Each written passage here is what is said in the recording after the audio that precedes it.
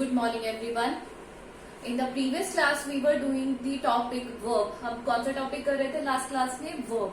And I have told you the definition and kinds of verb. There are two types of verb, main verb and helping verb, which I have told you in our previous class. Now today we will discuss the types of main verb. जो main verb होती है मुख्य क्रिया, उसके भी कितने parts होते हैं? There are 6 types of main verb. We will study them one by one. So first one is transitive verb.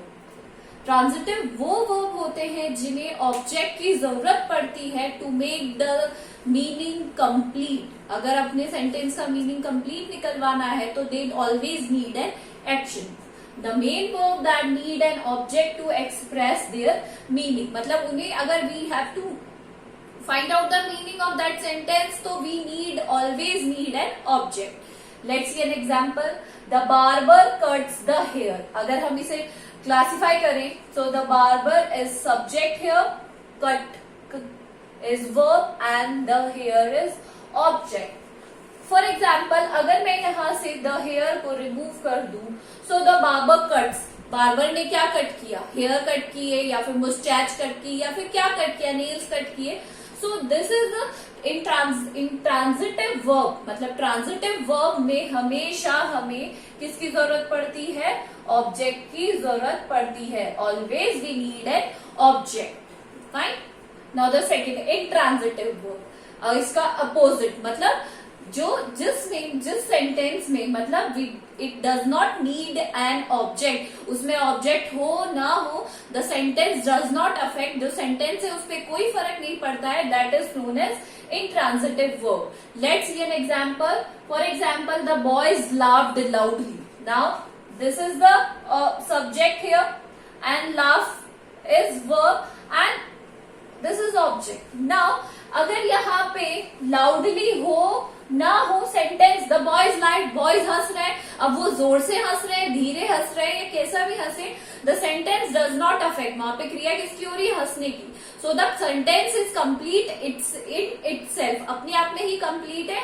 It does not need an object. Fine. So these are the opposite of each other. Now next is finite verb. Finite verb are those verbs which change according to the tense and subject. जो किसके according change होते हैं? Subject और tense के according. If we से जो हम tense के अकॉर्डिंग चेंजेस करते हैं, वर्ब की फर्स्ट फॉर्म, वर्ब की second form, that comes in under finite verb. वो किसके अंदर आते हैं? फाइनाइट वर्ब के अंदर. For example, he praises her beauty. ये किसका सेंटेंस है? सिंपल इंडेफिनेट का, क्योंकि यहाँ पर क्या लगा हुआ है? एस लगा हुआ है.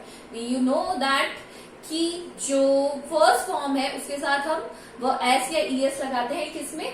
सिंपल इंडेफिनेट में. नाउ अगर हम इसे यहाँ पर अगर हम चेंज कर दे फर्स्ट पर्सन में, मतलब आई में चेंज कर दे, तो we know that first person के साथ एस या ईएस नहीं आता है. जनरली जो वर्ब रहता है वो सेम ही रहता है, उसमें कोई चेंज नहीं होता है. We do not use any S और ES in that.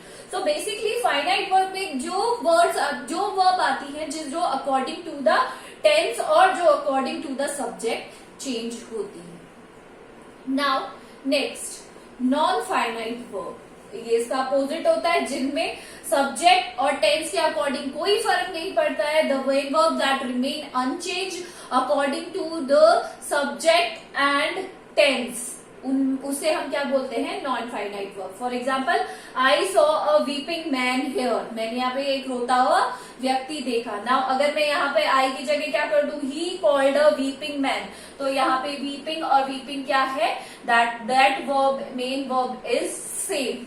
So the non finite verb में मेन वर्ब की जो फॉर्म है वो हमेशा सेम रहती है, वो चेंज नहीं होती है. चाहे पर्सन फर्स्ट पर्सन हो, सेकंड पर्सन हो या फिर पास्ट फॉर्म हो या पास्ट पार्टिसिपल फॉर्म हो, it does not affect the sentence और मेन वर्ब.